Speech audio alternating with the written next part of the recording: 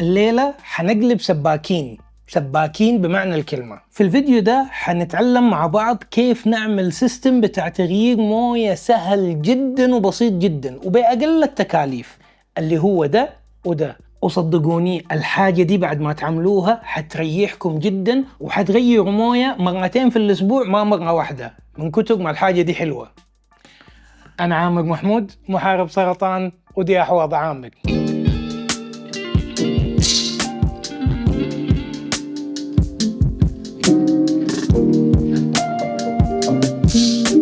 الفكرة الأساسية اللي أنا عايز أعملها اللي هي حيكون عندي خرطوشين أو خرطومين أو هوزين.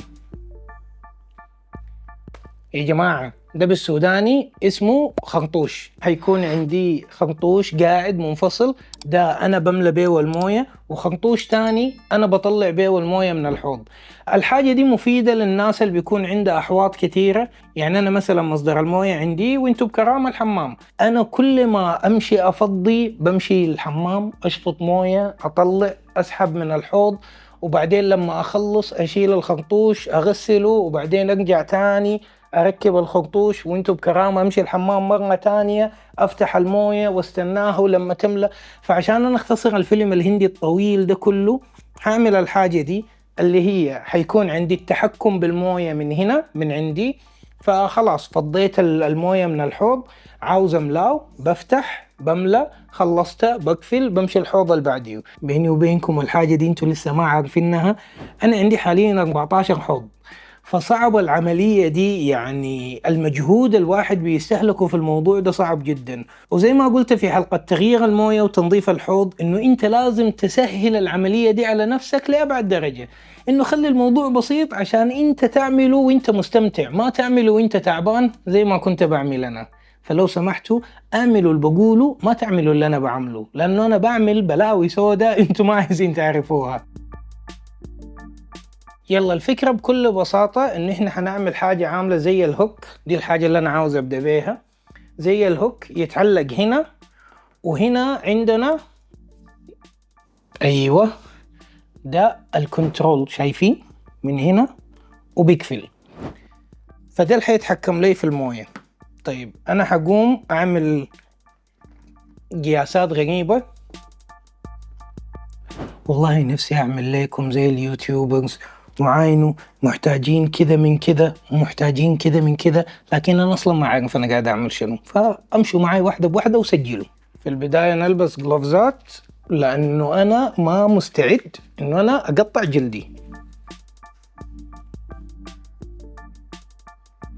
بعدين حركات نظام حماية وكذا وسيفتي فيرست والحاجات دي بتاعت اليوتيوبر.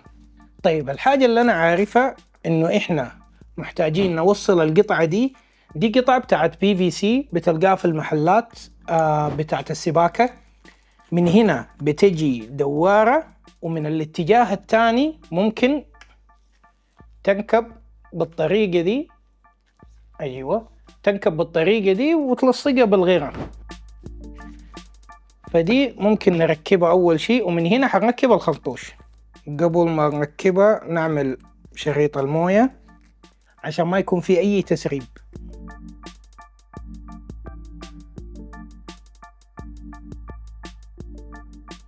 الشغل مع الجلوفز ده متعب. نقول بسم الله.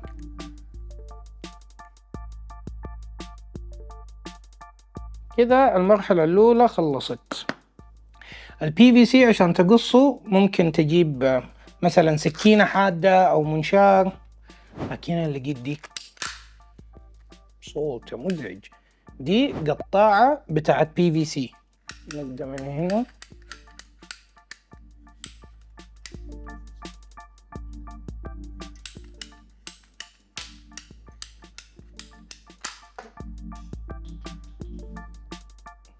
وهي طارت،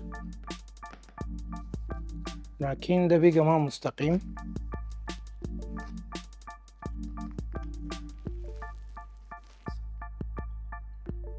ايوه كده تمام. بعد ده نحسب الطول. يلا ده اللي حيكون بقى الحوض، فهذا الطول على حسب انت وراحتك. لكن أنا ما عايزه يكون طويل شديد، فحقص من هنا عشان أقدر أركب الفالف ده هنا، وبعدين الباقي أركب فيه باقي الحاجات. والله شرح أنا ما أعرف أنتوا بتحضروا ليه.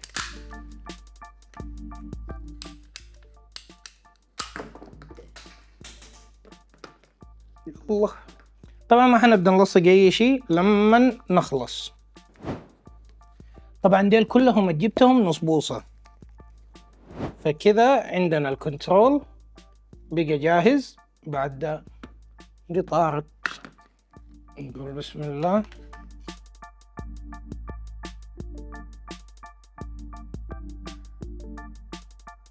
طبعا زي ما قلنا ما حنلصق أي شيء.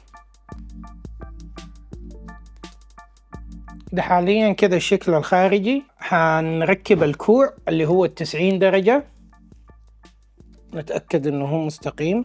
بس حنقطع قطعة صغيرة عشان نوصل كوع تاني ويكون نازل لتحت.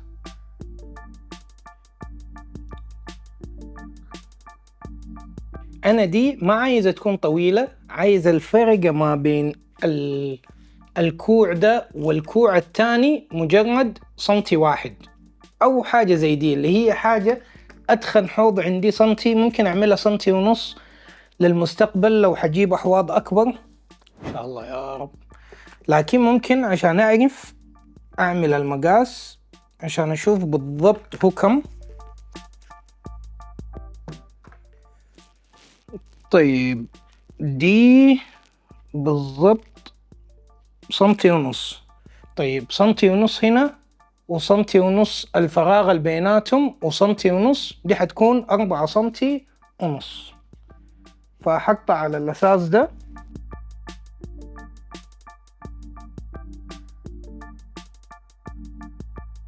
نقول بسم الله.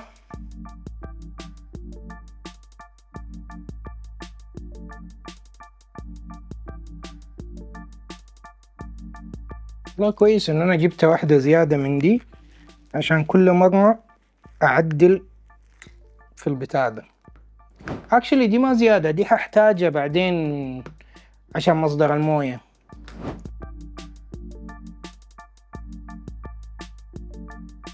ايوه شايفين كذا بقى عندي مساحة كويسة انه هو يتثبت فيها. دقيقة جربها في حوض شلدن.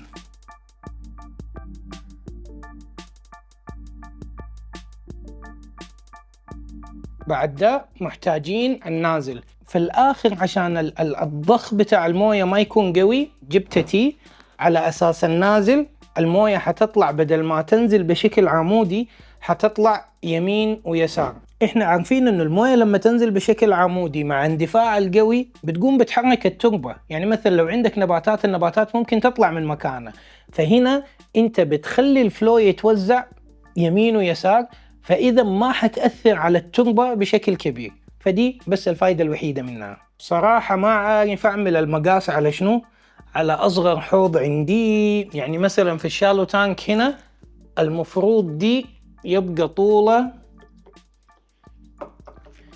يعني لغاية هنا، فدي حاجة بسيطة. مثلا على حوض شلدن أو على 60 بي. في حل تاني إنه أنا أعمل قطعتين مثلا للأحواض الصغيرة اللي عندي، أعمل دي قصيرة عشان ما يكون في مشكلة، ولا الأحواض الكبيرة أعمل واحدة تانية طويلة. يعني إنه أنا ألصق ديل كلهم، لكن الجزء ده اللي هو داخل الحوض ما ألصقه، فغالبا هعمل كده.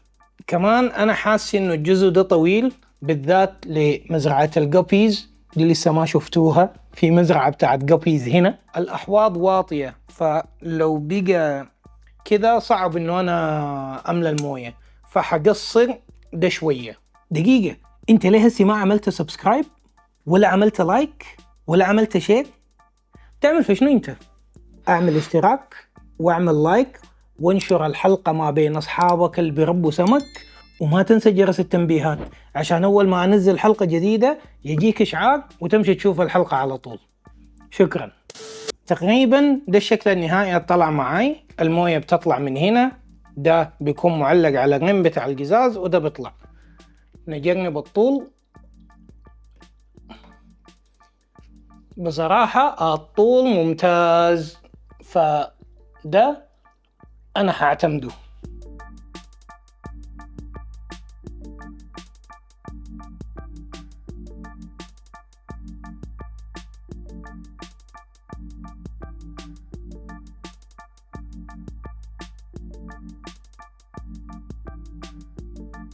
وده الطويل شوية هنجربه في الحوض ده.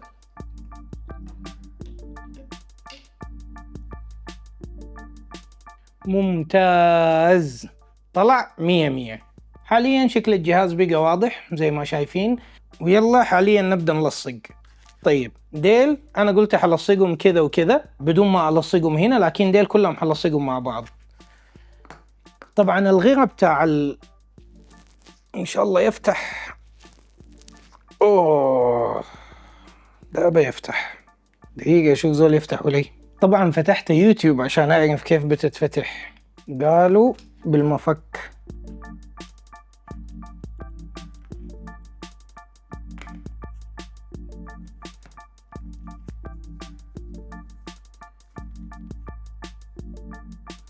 الحمد لله، أنا قلت أنا فيني مشكلة، طلع الموضوع أصلا صعب. طيب نقول بسم الله.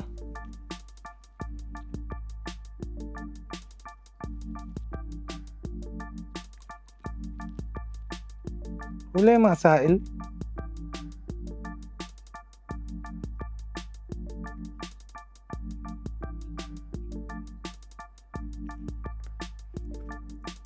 أنا على حسب علمي المفروض من برا ده المفروض يكون سائل. نشوف حيمسك ولا لا. طبعا يا جماعة الحاجة دي بتنشف بسرعة رهيبة، لازم تتعامل معاها بسرعة. ولا أنا عندي نوع بايظ ولا في شنو؟ المهم نستنى عليها دقيقتين.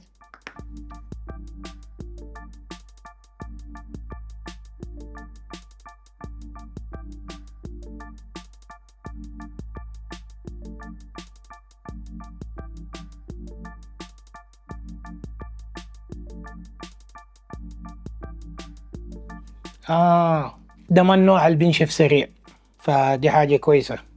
طيب نبدأ بيديل لأنه هم اللي حيكونوا المشكلة.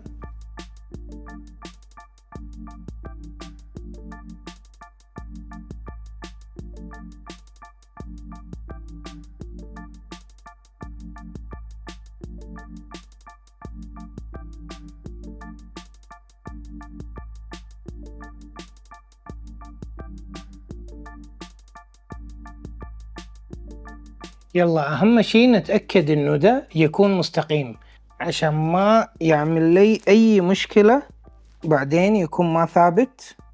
أوكي والله مسك حلو. طيب أنا جبت نوع بالغلط اللي هو بيمسك بطيء، لكن لو جبت النوع اللي بيمسك سريع ما عندك أي زمن، حتتعامل معاه بسرعة.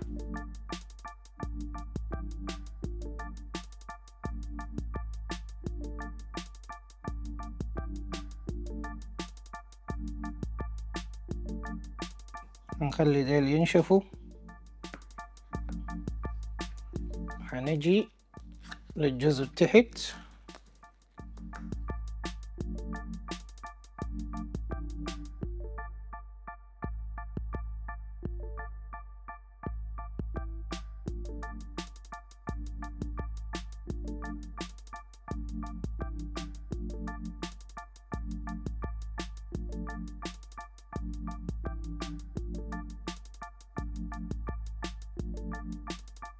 ويا جماعة لما نركب الجزء ده نتأكد انه هو عكس الفالف بالضبط بالجهة دي، عشان ما يكون جوا على القزاز وما تعرف تفتحه وتقفله، فلازم يكون عكسه تماما. نقول بسم الله.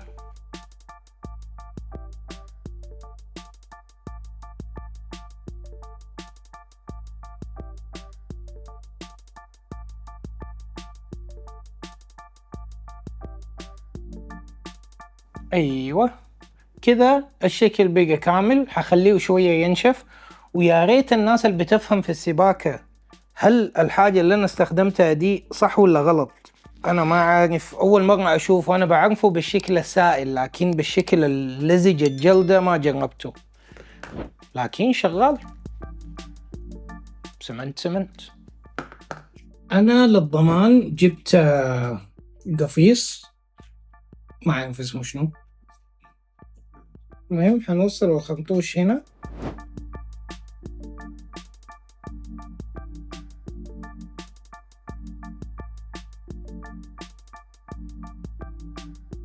ده آخر معاي، لكن دي كفاية.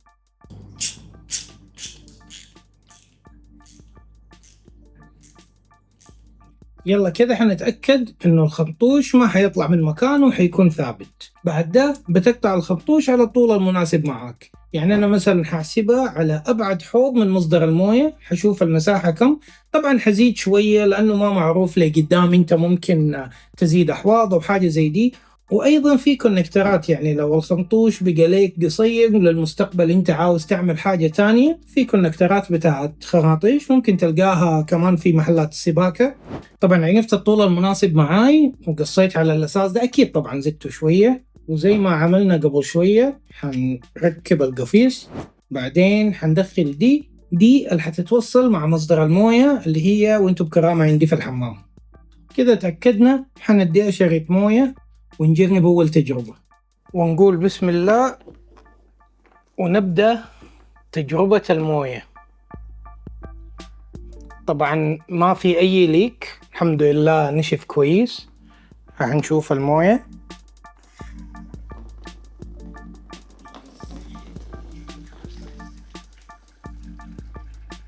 يا سلام، الموية شغالة، أمورها تمام.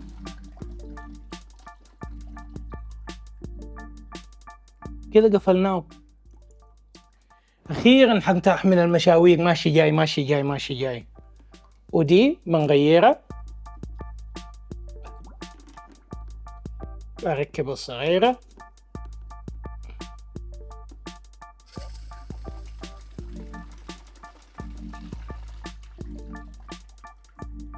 يلا نمشي المرحلة الثانية، لأنه ده خلصنا منه، لكن كمان الموية الطالعة من الحوض عندي لها فكرة. يلا جينا للمرحلة الثانية اللي هي أطلع موية من الحوض بدون ما أمشي وجهي. بصراحة البتاع ده ممتاز. يلا عندي هنا سايفون قديم حتى مكسور لكن شغال.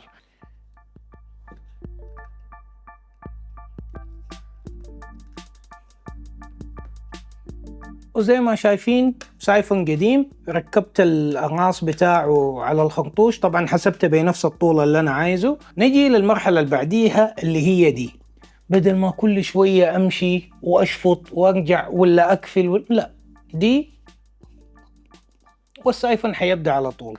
فبختار حعملها بعيدة شوية. بالنسبة لي دي ما مشكلة إنه هي تكون هنا، عشان لما أكون بنظف ما تكون داخل الحوض وتضايقني. فحاخد مساحة كويسة.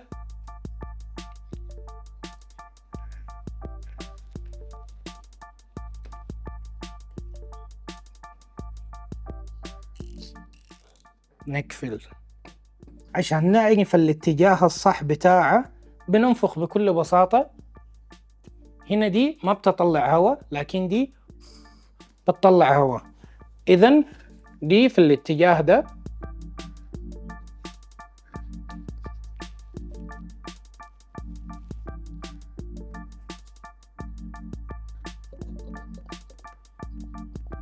أيوة دي بتشفط. عملتها على خدي. المهم فدي اللي بتشفط وبس. كده السيستم بتاعي بقى شغال. أنا متحمس جدا لنظافة الأحواض الأسبوع الجاي عشان نجرب السيستم ده. فحنزل ستوريهات في انستغرام. وعلى سيرة انستغرام، بالنسبة للناس اللي حابة تتواصل معاي وعندها أي أسئلة، أنا ما عندي أي مشكلة. تواصلوا معاي في انستغرام أو اكتبوا لي في الكومنتات. الكومنتات ممكن تكون للأسئلة العامة، لكن لو عندك حاجات أكتر وتفاصيل أكتر ممكن تتواصل معاي في انستغرام. حتلقى الأكاونت بتاعي موجود في الديسكريبشن. لو عندك أي استفسارات أو حاب تسأل أو حاب أي تفاصيل اتواصل معي عن طريق الانستغرام. وحابة أقول إنه الفكرة بتاعت تغيير الموية بالأسلوب ده ما فكرتي أنا، في يوتيوبرز كتار تكلموا عنها قبل كده، لكن أنا عدلت عليها شوية وحاسس إنه لسه في مجال أكبر للتعديل فيها لقدام. الحاجة دي بعد ما تعملوا حتنضحك يا لهوي. عامق اتكلم عربي يا بنغالي. المهم أنا عامق محمود، محارب سرطان ودين. لا يعني دي رابع مرة. أوكي. وأنا جلبطت الدنيا زي قائمة صح؟ وتعمل لايك شنو هو وبكذا نكون وصلنا لنهاية الفيديو. إذا عجبك الفيديو ما تنسى تعمل لايك، وإذا ما مشترك في القناة أنصحك إن أنت تشترك وتفعل جرس التنبيهات عشان توصلك الفيديوهات الجديدة أول بأول. كان معاكم عامر ونشوفكم في الفيديو الجاي.